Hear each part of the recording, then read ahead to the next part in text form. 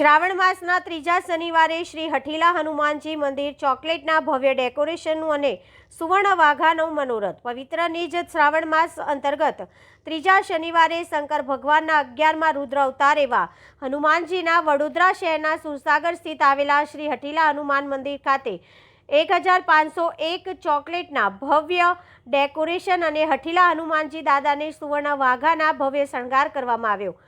સુવર્ણ વાઘના ભવ્ય શણગાર કરવામાં આવ્યો। મંદિરના મહંત દીપેવન ગોસ્વામીએ જણાવ્યું કે 72 વર્ષ બાદ શ્રાવણના 5 સોમવારનો સંયોગ અને 9 શુભ યોગમાં મહાદેવની પૂજાનું સવિશેષ મહત્વ છે। સાથે સાથે શંકર ભગવાનના 11મા રુદ્ર અવતાર એવા હનુમાનજીનું પણ પૂજા અર્ચના કરવાનો અનેરો મહિમા છે।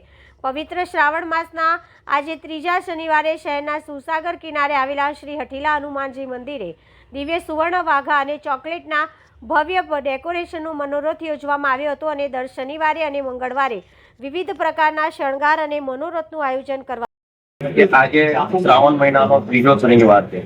તે નિમિત્તે આજે સુરસાગર કિનારે આવેલું શ્રી હઠીલા હનુમાન મંદિર ખાતે આજે ચોકલેટના હિંડોળા કરવામાં આવ્યા છે અને દાદાને સુવર્ણ વાઘાનો આજે શણગાર કરવામાં આવ્યો છે।